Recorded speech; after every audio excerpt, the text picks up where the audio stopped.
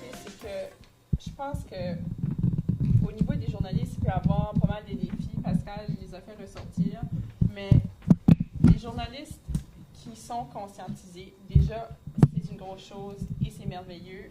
Et je ne sais pas actuellement si c'est la majorité. Je pense qu'avec le travail qu'on a effectué, que Joëlle a effectué dans le cadre du projet Femmes et Médias, elle a réussi à parler à plusieurs journalistes dans la province, une quarantaine. Et puis, je pense que ça fait en sorte que l'enjeu devient pertinent. Mais je dois vous dire que je pense que sans ce travail-là, ce n'est pas un enjeu du tout qui est dans la tête des journalistes et des dirigeants des médias. Ce n'est pas un enjeu qui est vu comme pertinent. Et d'abord, ça doit changer. Ça doit être vu comme un enjeu de la qualité de l'information, d'avoir plus de femmes qui interviennent et qui sont présentes dans nos débats publics. Ça ne veut pas dire que en reconnaissant l'importance, que ça va être réglé, mais c'est un premier pas qui est très important puis qui est de toute évidence là, incontournable. Et Mme Godette parlait d'un projet d'éducation, bien, c'est exactement ça, c'est la sensibilisation puis l'éducation. Et il faut constamment ramener cet enjeu-là pour faire en sorte que ça continue à être dans la tête des gens, que ça continue à être pertinent.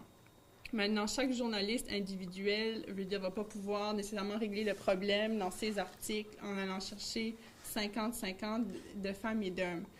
Par contre, au niveau des médias comme organisation, comme organisme, si les dirigeants de nos médias avaient cette optique-là en tête de façon importante, peut-être que ça changerait un peu les sujets desquels on traite dans l'actualité.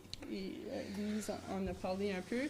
Peut-être que ça changerait quand il y a des palmarès. Il y aurait peut-être plus de femmes ou à 50%. Ça, c'est des...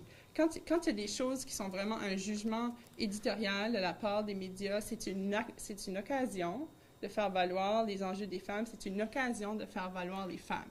C'est pas comme quand il y a un train qui s'écrase, il faut parler aux représentants de la compagnie, il faut parler aux représentants du gouvernement. Il y a des occasions, il y a des opportunités pour les médias où il y a des choix qui sont faits. Puis je pense que c'est à ce niveau-là que les changements peuvent être faits aussi. Pour donner un exemple de l'Acadie Nouvelle, je ne veux pas pointer l'Acadie Nouvelle exclusivement encore une fois, mais il y a le palmarès, il y a eu des palmarès annuels des 30 personnes les plus influentes en Acadie, les 30 jeunes les plus influents en Acadie, etc. Bien, dans les 30 personnes les plus influentes, il y avait très, très peu de femmes. Et je ne me souviens plus des chiffres, mais je pense que c'est autour de 6 sur 30. OK, 6 sur 30. OK? Bon. Ensuite de ça, il y a le palmarès des 30 ans et moins. OK, la relève. Bon, là, il doit y avoir des femmes là-dedans, on espère. OK, mais c'était encore à peu près le pourcentage était plus élevé, mais c'était à peu près à un tiers, si je me souviens bien, de femmes. Alors, on peut se dire, bon, OK, là, c'est sûr que maintenant, on regarde, dans certains domaines, il n'y a pas beaucoup de femmes, mais là, on regarde le palmarès des 30 ans et moins, et il y a un tiers de femmes. Comment ça augure pour les prochains 30 ans? Alors que 50% des étudiantes à l'université sont des femmes. Oui. Ben, je sais bien, mais je voulais juste pas exagérer. Fait que je pense que c'est dans ce genre... les endroits où il y a des décisions et des visions éditoriales qui sont établies, ce sont des opportunités pour faire ces changements-là. Puis, comme Louise l'a mentionné aussi, c'est ce qu'on considère qui est de l'actualité et qu'est-ce qui est crédible et pertinent comme un enjeu de débat public peut aussi évoluer et changer. Si on trouve qu'il n'y a pas de femmes pour commenter sur un sujet politique ou économique, peut-être, je ne sais pas, je lance ça comme idée, peut-être qu'il y a des femmes qui sont dans d'autres domaines qui peuvent aussi commenter sur ces choses-là. Je me demandais juste comment vous voyez le rôle des écoles d'Infocom dans la préparation de la relève. Si je ne me trompe pas, c'est plus que la moitié des étudiants en journalisme et en communication sont des femmes. Et puis, c'est ces personnes-là qui vont devenir les meneurs, les journalistes, les communicateurs, les recherchistes, les personnes. Ça fait que c'est un rôle là où les normes de représentativité devraient faire une partie importante du curriculum, je dirais, du traitement des nouvelles, de la conception des informations. Pas les outils qui feront... Oui, il y a des contraintes, il y a des exigences qui sont multiples maintenant dans les communications modernes, mais par contre, il y a aussi des outils qui offrent des ressources qu'on n'avait pas 30 ans passés. Alors, c'est quoi les outils qu'on pourrait créer maintenant qui seraient au service des médias, au service des communications pour qu'il y ait la tâche facile? Comme la base de données dont ouais. François est responsable du programme d'information et communication. Je vais lui céder la parole un peu là-dessus. Oui, bien, c'est que je peux vous dire qu'on a toujours une majorité de femmes dans nos classes. Alors, la relève est plus féminine que masculine. Et si vous lisez Le Front, si vous regardez Le Front, qui est le journal étudiant, vous avez, je crois, un peu plus de 50 de l'équipe qui est féminine. Alors, ça donne un certain espoir à ce niveau-là. Je pense que les choses changent.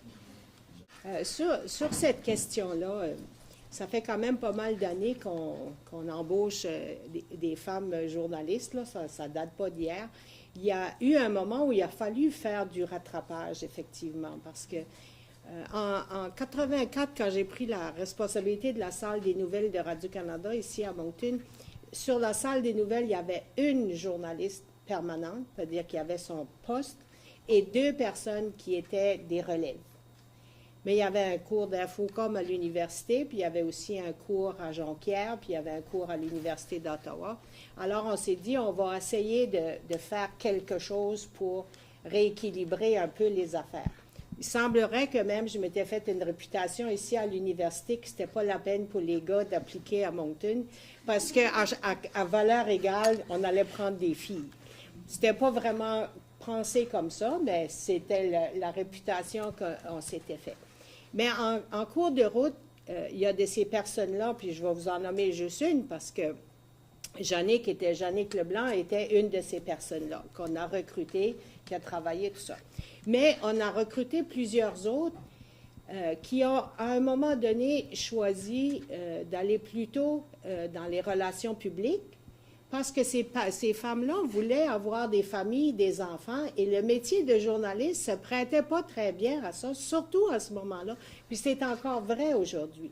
Alors, elles sont passées plutôt du côté des relations publiques. Là, j'en fais pas une vérité absolue. Je dis juste qu'on a eu plusieurs femmes qui avaient commencé dans un métier de journaliste, de reporter, mais qui ont décidé de prendre autre chose parce que la façon d'exercer le métier faisait en sorte que de penser d'avoir des enfants aussi. Et avant ces femmes-là, il y avait eu ça, que bien des femmes journalistes avaient dû renoncer à la maternité puis à la double tâche, c'est pas dire la triple tâche, pour pouvoir faire ce métier-là. Ça fait que c'est pas de tout repos, là.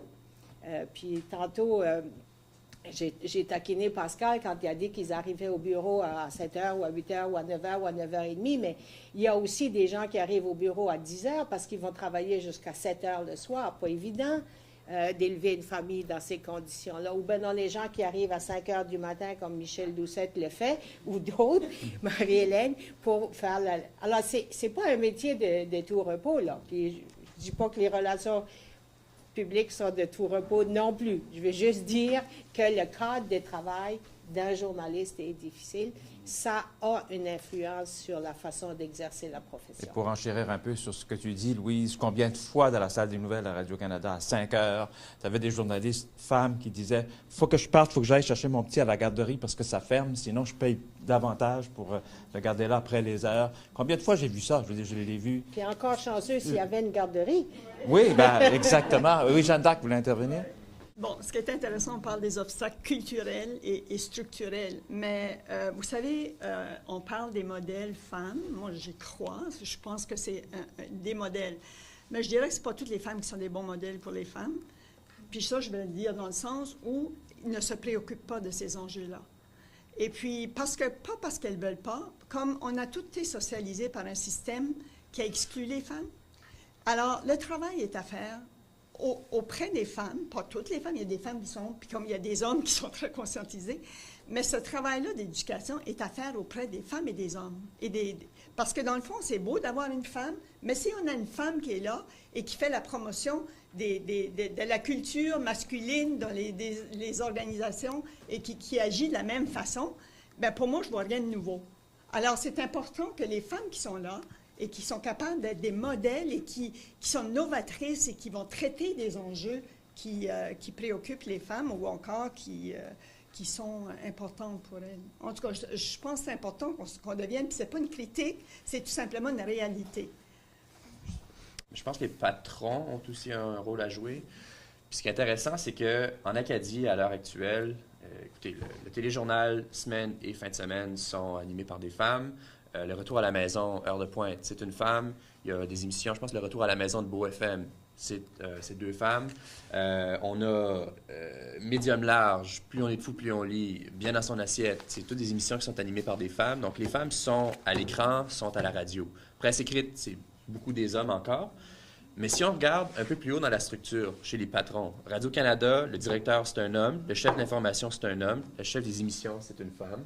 À l'Acadie Nouvelle, toute la structure de haute direction, c'est toutes des hommes. À l'Étoile, c'est toutes des hommes. À ce que je sache, Beau FM, CJSE, je crois que c'est des hommes aussi, si je ne me trompe pas. Donc, ça aussi, il faut regarder ça, parce que c'est pas juste... Les journalistes sont des gens qui relaient l'information, mais les gens qui façonnent la direction du journal, qu'est-ce qu'on couvre. Souvent, les directives viennent de plus haut. Ça, ces gens-là, en Acadie, en tout cas au Nouveau-Brunswick, ce sont des hommes. Ça, c'est... Puis une autre chose que je voulais dire par rapport au palmarès, je suis d'accord qu'il n'y a pas beaucoup de femmes dans ces palmarès-là, c'est vrai. Mais il y a une chose, une question, moi je poserais une question... je vais me faire l'avocat du diable, là, mais est-ce que c'est possible que, je veux dire, on sait que les femmes n'occupent pas beaucoup de place dans les postes de direction des entreprises, il n'y a pas beaucoup de femmes ministres, il n'y a pas eu de femmes première ministre au Nouveau-Brunswick encore. Est-ce que c'est possible que les gens qui ont le pouvoir dans la société acadienne maintenant, ce sont des hommes?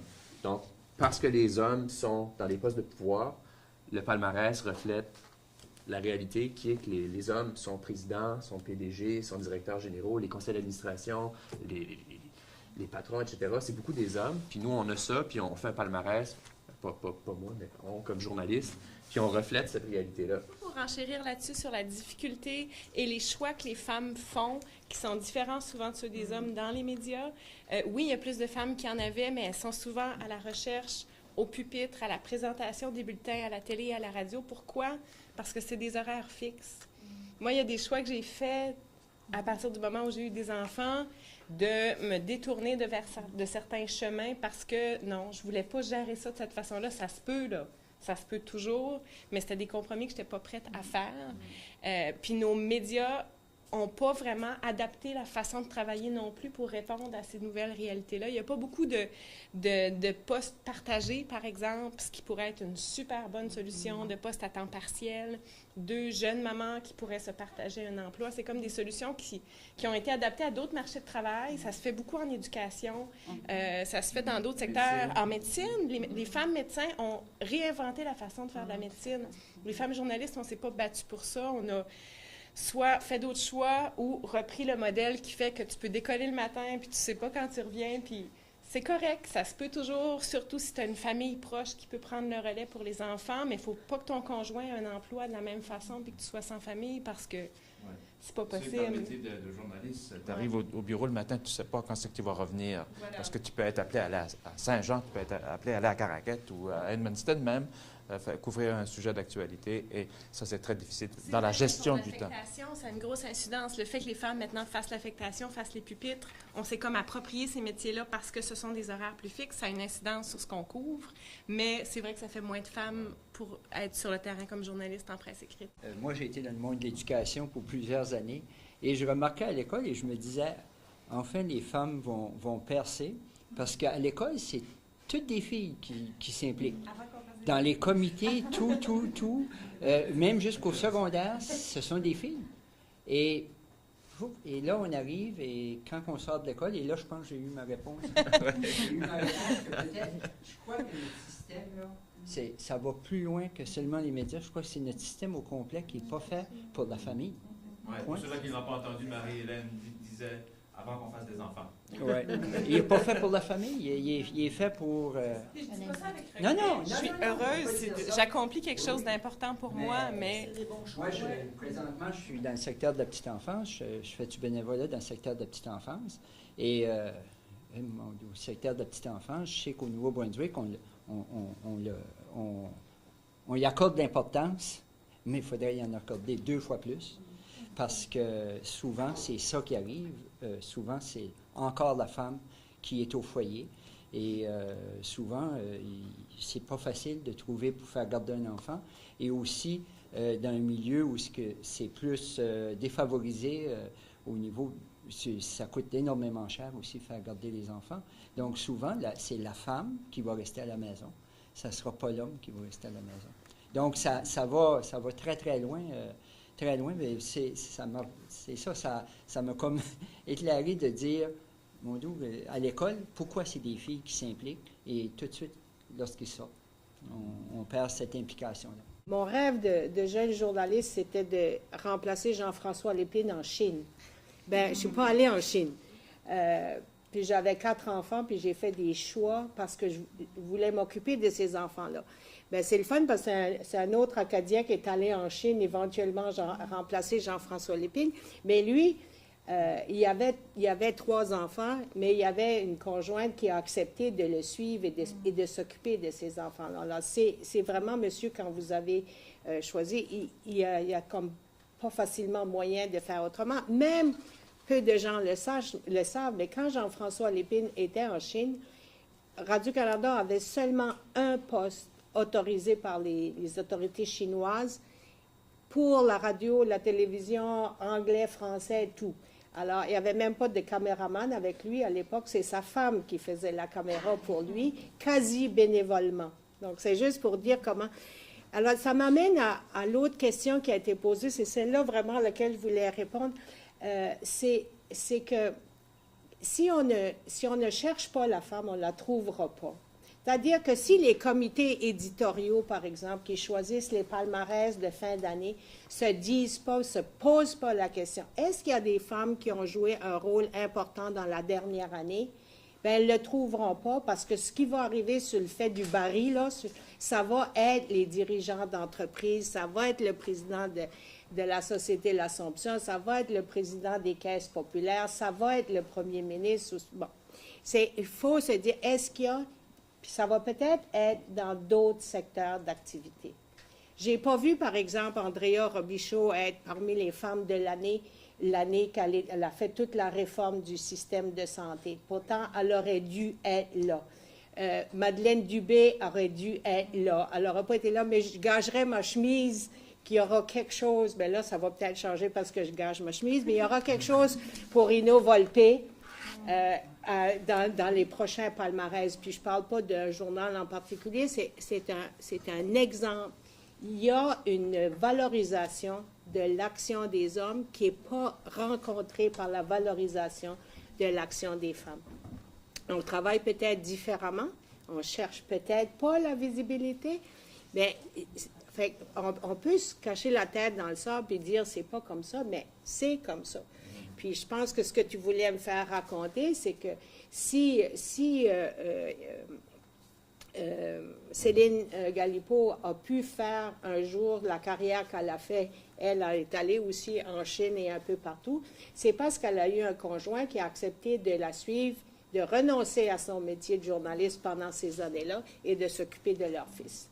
Sinon, elle n'aurait pas pu le faire. Il y a des conditions. Je crois que tout le monde, on est d'accord qu'il y a une problématique, autant au niveau de qui est-ce qui est journaliste, qui est-ce qui est derrière et qui est-ce qui est présent dans les médias. La piste de moi, qu'est-ce qui m'intéresse surtout, c'est les pistes de solutions. Qu'est-ce qu'on fait et qu'est-ce qu'on fait qui va marcher? Puis, je trouve ça vraiment intéressant de parler de la petite enfance, de la conciliation travail-famille. Puis, je crois que c'est une piste qui est intéressante. Autant au niveau, Pascal disait tantôt, quand je cherche des intervenants, on me donne toujours des hommes. Pourquoi? Est-ce que c'est parce que la femme, elle a aussi sa famille à s'occuper d'eux, puis elle se dit, j'ai pas le temps d'accorder une entrevue, il faut que je prépare le souper à soir. Est-ce que c'est le même cas au niveau de la journaliste? Bien, je ne peux pas accepter un emploi que je ne sais pas à quelle heure je vais arriver à la maison. Alors, est-ce que ça serait au niveau de la petite enfance, créer des garderies qui ont des heures qui sont plus flexibles, avoir plus de garderies qui est plus abordable? Aussi, une chose, peut-être que je me trompe, mais est-ce que le métier de journaliste, c'est un métier qui est souvent à contrat, qu'on a des risques à prendre? Alors, quand tu as une famille, est-ce que tu es prêt à prendre ce risque-là? ou est-ce que tu vas aller dans quelque chose qui est plus stable? Alors, je crois qu'au niveau de la petite enfance, qui est quelque chose que j'aurais pas pensé avant la discussion aujourd'hui qu'on a, je me suis dit peut-être que c'est là qu'il y a une piste de solution. Moi, c'est sur la même lancée des pistes de solutions. Si on regarde dans la communauté acadienne, il y a des organismes qui commencent à proposer des solutions aux problèmes de la sous-représentation des femmes dans les hauts postes de pouvoir. Puis Sarah pourra peut-être ajouter là-dessus parce qu'elle a fait partie du grand processus. Mais la SANB, par exemple, a légiféré, a modifié sa constitution, a implanté des règlements qui font en sorte qu'il va y avoir une représentation homme-femme au sein de la direction de cet organisme-là. À la FECUM, Pascal, je te corriger, dans les dernières 7 années, il y a eu une alternance. Pas 7 années, 7 présidents. C'était homme-femme, homme-femme, homme-femme. Je ne sais pas si la tendance va se continuer après Kevin, j'espère. Mais il semble avoir, au point de vue étudiant, beaucoup plus de femmes qui s'impliquent.